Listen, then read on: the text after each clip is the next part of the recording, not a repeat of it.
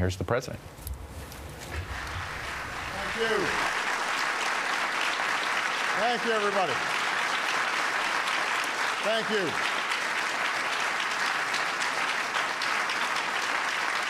Thank you very much. Everybody, please have a seat.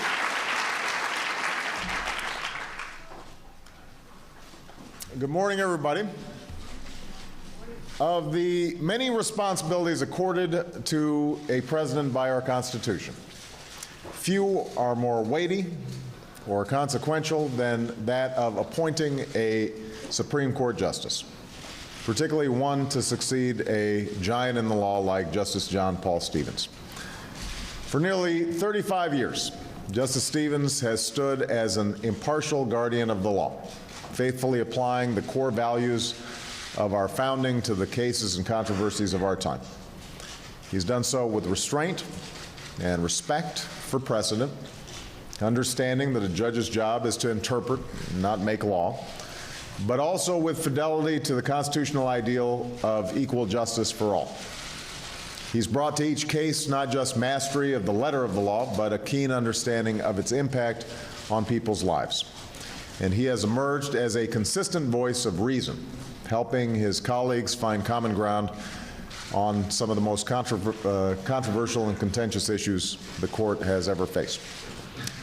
While we can't presume to replace Justice Stevens' wisdom or experience, I have selected a nominee who I believe embodies that same excellence, independence, integrity, and passion for the law, and who can ultimately provide that same kind of leadership on the court. Our Solicitor General and my friend, Elena Kagan.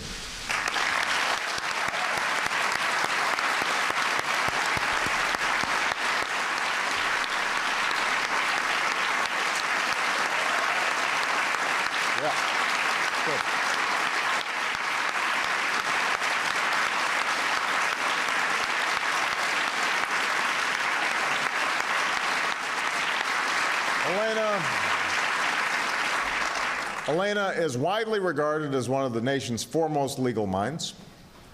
She's an acclaimed legal scholar with a rich understanding of constitutional law.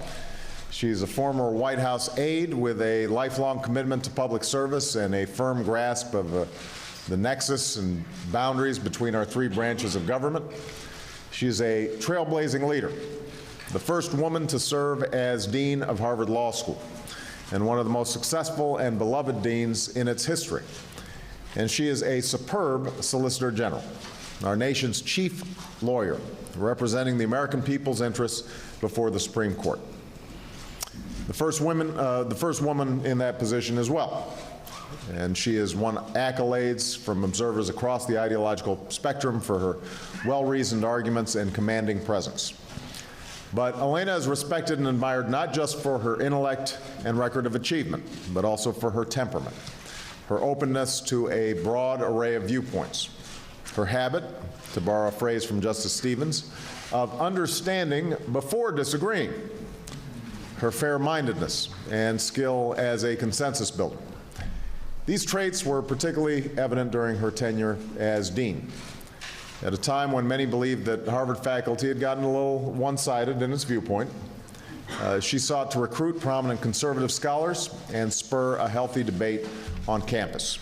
And she encouraged students from all backgrounds to respectfully exchange ideas and seek common ground, because she believes, as I do, that exposure to a broad array of perspectives is the foundation not just for a sound legal education, but of a successful life in the law.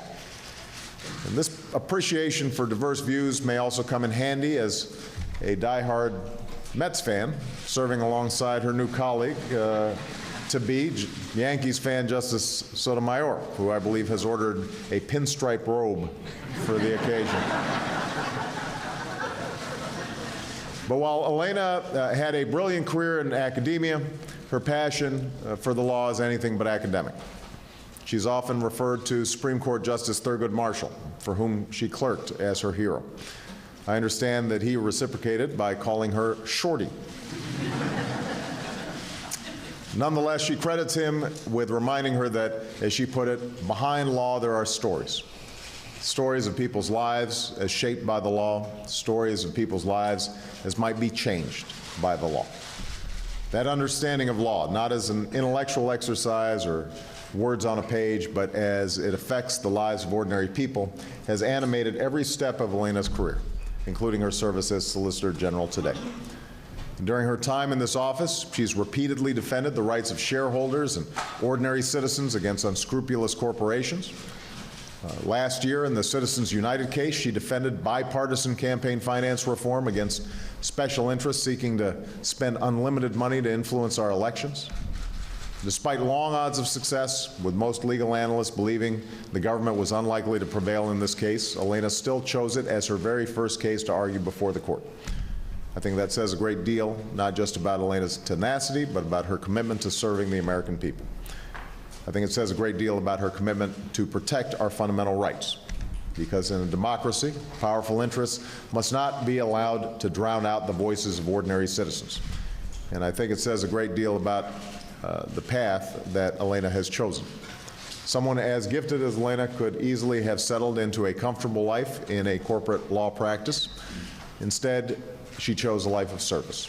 Service to her students, service to her country, service to the law, and to all those whose lives it shapes. And given Elena's upbringing, it's a choice that probably came naturally. Elena is the granddaughter of immigrants whose mother was for 20 years a beloved public school teacher, as are her two brothers who are here today. Her father was a housing lawyer devoted to the rights of tenants. Both were the first in their families to attend college. And from an early age, they instilled in Elena not just the value of a good education, but the importance of using it to serve others. As she recalled during her Solicitor General confirmation hearings, both my parents wanted me to succeed in my chosen profession. But more than that, both drilled into me the importance of service, character, and integrity. Elena's also spoken movingly about how her mother had grown up at a time when women had few opportunities to pursue their ambitions and took great joy in watching her daughter do so. Neither she nor Elena's father lived to see this day, but I think her mother would relish this moment. I think she would relish, as I do, the prospect of 3 women taking their seat on the nation's highest court for the first time in history.